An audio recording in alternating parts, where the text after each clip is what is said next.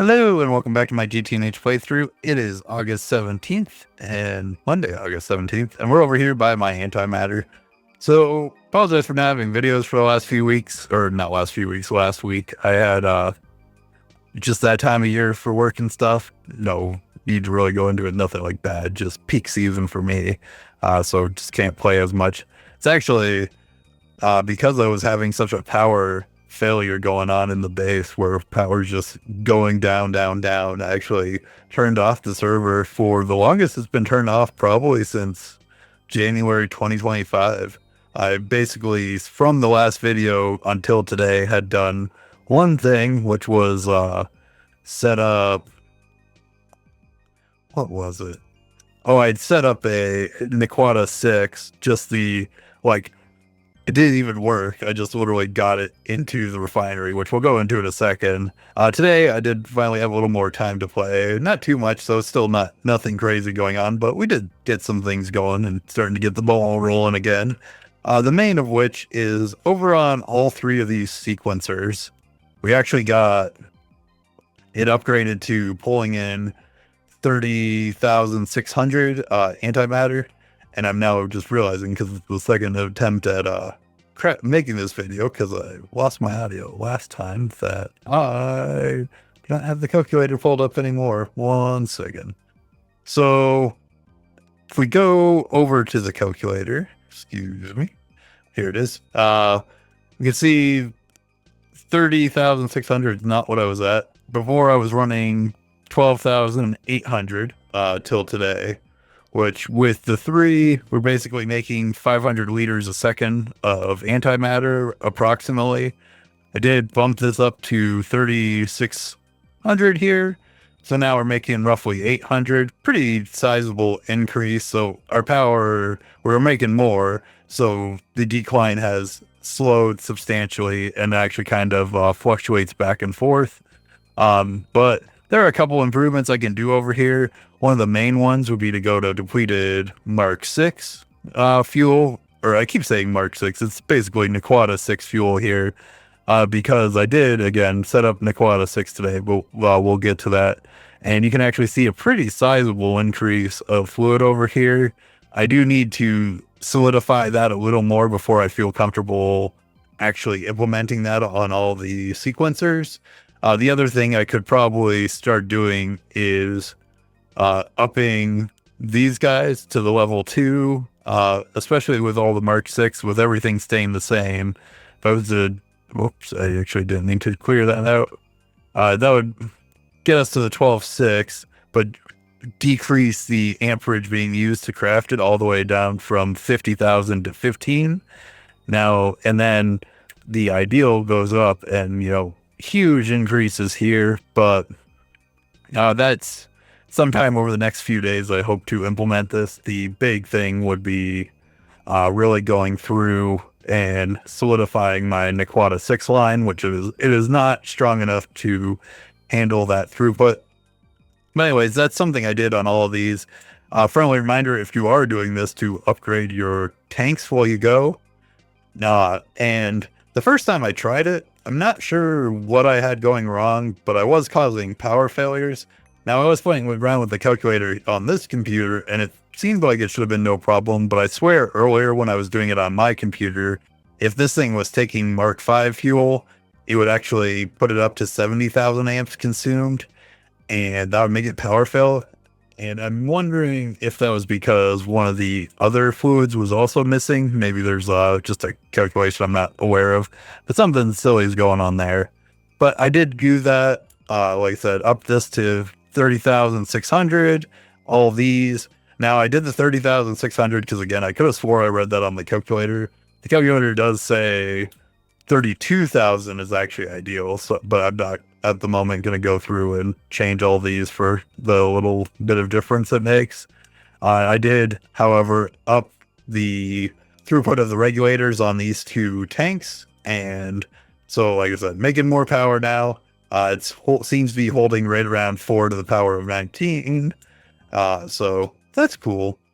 Now, I did not over here set up more plasma forges. I just have it like I said, I haven't played, so I haven't gone through and fixed what I want to do over here. I am leaning towards dedicated plasma forge for some of the more important fluids, like say like shear bond having its own. It only makes shear bond. Don't even worry about convergence. Just put a whole lot of power to it and keep it simple. But that's plans for later on this week if I do get more time to play. Now, if we hop over here to the Naquadah building, this is where most of the changes went in today. One of the first things that'll kind of like stand out is this guy right here. So for Naquadah 4, which is what this refinery makes right here, you do need high density uranium and plutonium. So this was the bottleneck for me. So I did go through fixing and upgrading hatches on everything involved in that line, which most of it can be done in the implosion compressor. This actually probably had the biggest upgrade overall.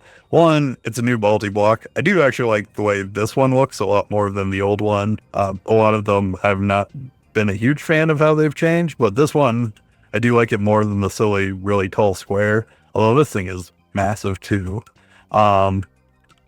Now, basically this thing is fast enough to handle, or may not actually be fast enough anymore. I might have to build a second one. If we look at this, we've got all these, it's starting to back up right here. But the big upgrade and the reason I wanted to build a new implosion compressor is specifically for, basically the whole line for this is you do it twice, one for uranium, one for plutonium, but basically you make a fancy dust, you turn that dust into the wrapped ingot version, then the wrapped ingot version gets compressed into nuggets, and then the nuggets get compressed into the high density version, which it goes up into the Naquadah fuel.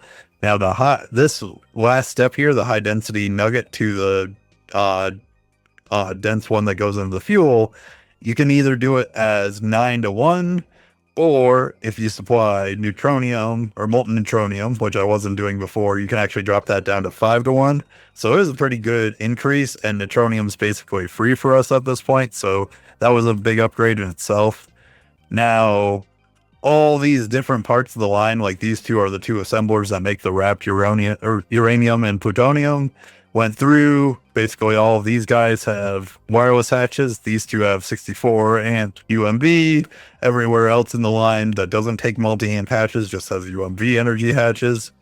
The other thing I upped, because after I fixed that, realized my next bottleneck was actually over here, heavy Naquadah fuel, which was mostly being caused by the very first step in the process, which you can see is turned off. So the very first step is you take either enriched Naquadah or Naquadah and convert it into Naquadah emulsion, which then goes into this guy, gets turned into, I can't quite remember, something, then goes into the centrifuge, into the distillery, and then eventually byproducts also come down here. And all those different machines I mentioned, I upgraded hatches, coils and stuff where possible, which, except for these guys, just because they more than keep up. Mostly hatches and wireless hatches, as well as I did have to go through and fix how I had some of my storage set up for all this stuff. Again, I'm not really a big, if I ever run this back, my Naquadah line is something that I'll definitely approach a little different and a little cleaner and less claustrophobic to fix it up. But all that being said, all those hatches being upgraded, on this guy, which is the Naquadah 5 refinery, I did set up to make Naquadah 6 because currently the line isn't fast enough to keep all this running consistently. Eventually, going through the calculator, I will need 2 refineries for Naquadah 4 and then just 1 for 5 and 6. And with everything running all the time, that should keep up with it and should be more than enough Naquadah 6 to then turn into the depleted form, to then put into the antimatter sequencers to really boost the amount of antimatter I get. But that's going to be the goal for the next few days while I don't have as much time, is to just up these to the point that these refineries are always running. I mean, I am making a good amount, but I don't feel comfortable putting these into the sequencers yet till I know it can just never stop. I can see I have 2.4 million Mark 6. At the start of the day, I had 1.5 Mark 5. I keep saying Mark just because of it, and I guess it kind of is, but so it is going up because the 5 to 6 conversion. I am using the nicer recipe immediately. However, it's still, you basically cut it in half. The final step of this, which is not done yet, is somewhere probably out in the desert. When I start building my second tower of compact reactors, I'll probably from the bedrock all the way to as high as I can build it. I will build a neutron activator to then convert the base fuel to depleted fuel. I don't really care too much about the power, like just doing it this way and losing the power, because antimatter just gives so much more. And maybe I'll just have a reactor burning on the side, because I haven't actually built one of the new reactors yet anyway, so just give me an excuse to have one laying around and running. But yeah, that is about it for the moment.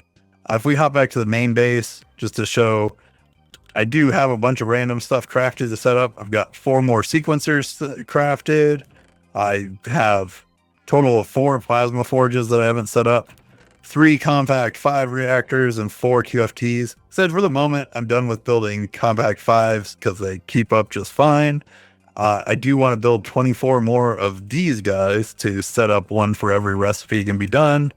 And then these guys are going to play into me rearranging how I have my plasma forges set up. But so there's a bunch of random stuff to work on this week during the little bits of time I do have to play.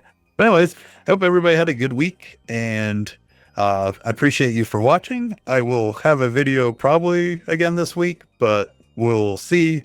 If not, as soon as I make some more progress, I will. Hey, look, a little bit of green on the power, but trust me, it will not last.